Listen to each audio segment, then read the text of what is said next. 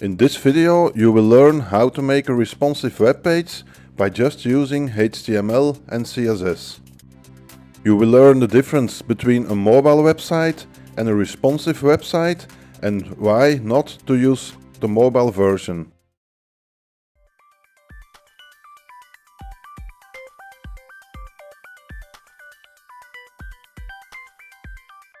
You should have a basic understanding of HTML and CSS in order to follow along this video. I got really confused when starting to look into the topic of mobile devices, responsive design and mobile sites. This video will save you the time and hassles. A responsive website is one website that resizes all the way to fit the screen of the user's device. Whereas a mobile version is a different website, usually starting with m.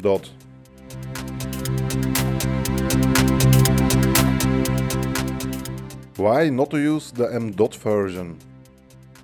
Responsive design doesn't require a separate website. You only have to maintain one website that looks good on any device.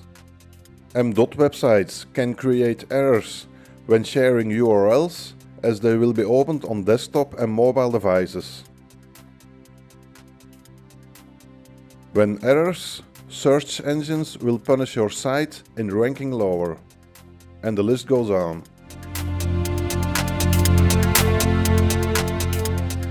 You can download the exercise file in the link below. A good way to build your website is by making your HTML tags fluid. This is very easy to do by using percentage in your CSS. For this example we are making a head, menu, the content body and a footer centered in the web browser.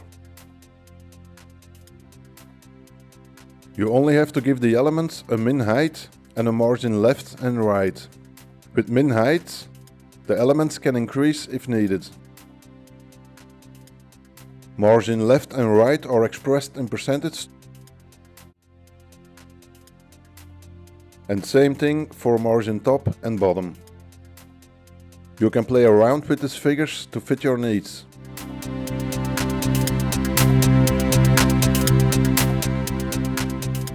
So here we have a responsive website.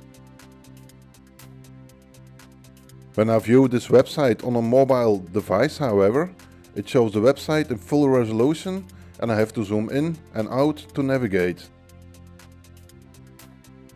Here is where the viewport meta tag comes into play. The viewport meta tag was Apple's solution to the problem and was quickly adopted by other platforms, but was never put forward by the W3C.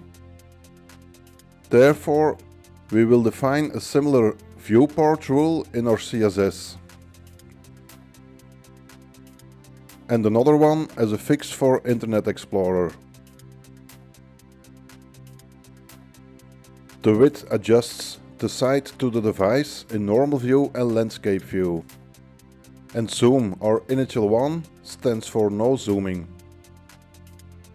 There are a whole bunch of viewport properties to use for every single device, but to make it easy, we only use a few to fit all.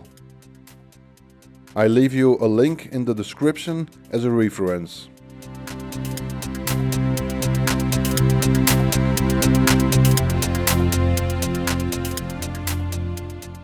When we view our web page on a mobile device now, it looks the way we want. In this video you have learned the difference between a responsive web design and a mobile web design, how to set up your HTML and CSS for resizable content, the use of viewport in the meta tag and CSS, and a fix for Internet Explorer. In the next video you will learn how to make responsive navigation menus, responsive images and videos, responsive backgrounds and how to hide elements. Did you like this video? Subscribe to my channel and share.